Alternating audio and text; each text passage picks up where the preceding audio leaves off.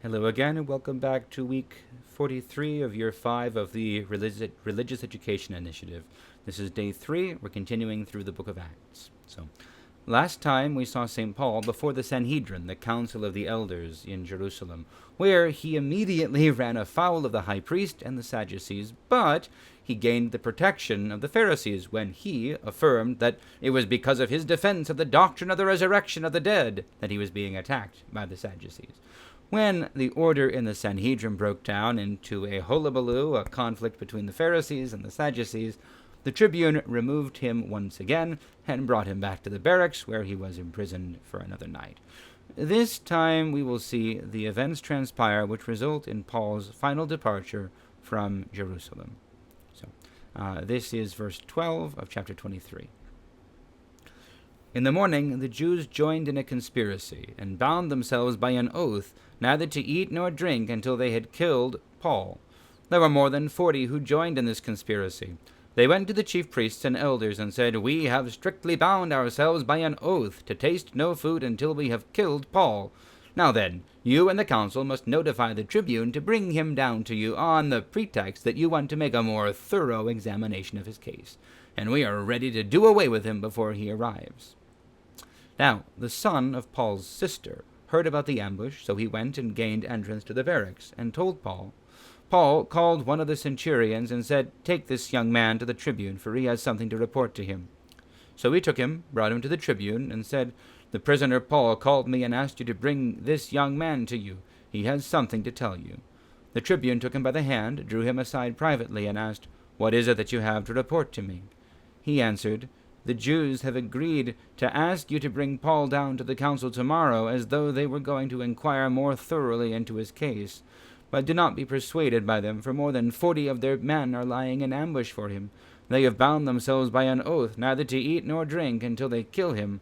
They are ready now and are awaiting for your consent." So the tribune dismissed the young man, ordering him, "Tell no one that you have informed me of this." Then he summoned 2 of the centurions and said, "Get ready to leave by 9 o'clock tonight for Caesarea with 200 soldiers, 70 horsemen, and 200 spearmen. Also provide mounts for Paul to ride and take him safely to Felix the governor." He wrote a letter to this effect: "Claudius Lysias to His Excellency the Governor Felix. Greetings. This man was seized by the Jews and was about to be killed by them, but when I had learned that he was a Roman citizen, I came with the guard and rescued him. Since I wanted to know the charge for which they accused him, I had him brought to their council. I found that he was accused concerning questions of their law, but was charged with nothing deserving death or imprisonment. When I was informed that there would be a plot against this man, I sent him to you at once, ordering his accusers also to state before you what they have against him." So the soldiers, according to their instructions, took Paul and brought him during the night to Antipatris. The next day they let the horsemen go on with him while they returned to the barracks. When they came to Caesarea and delivered the letter to the governor, they presented Paul also before him. On reading the letter, he asked what province he belonged to, and when he heard that he was from Cilicia, he said, "I will give you a hearing when your accusers arrive." Then he ordered that he be kept under guard in Herod's headquarters. Okay.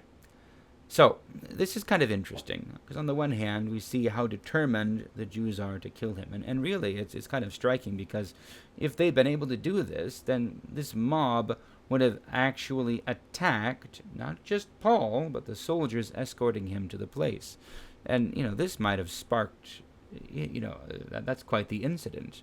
So they're so determined to see Paul dead that they're not thinking clearly. Stealing a prisoner from Roman soldiers, there's likely to be violence. So it doesn't seem very well considered. At any rate,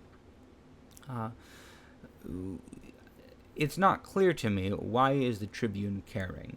It may be that he simply doesn't want to give the Jews satisfaction. It may be that he feels he has a responsibility now. This prisoner is a Roman citizen. He's only a prisoner because the Jews want him to kill him, but they're not capable of giving him a fair hearing. So it's kind of a challenge of justice, and because he is a Roman citizen, he is entitled to justice. So he's being careful. He doesn't know, and I think that's probably the best guess I can make at this point. the tribune is being careful. He doesn't know who Paul's connections might be. He wants to make certain that he doesn't get in trouble for being careless with the life and the freedom of a Roman citizen. So he sends him with quite a substantial escort, leaving the city.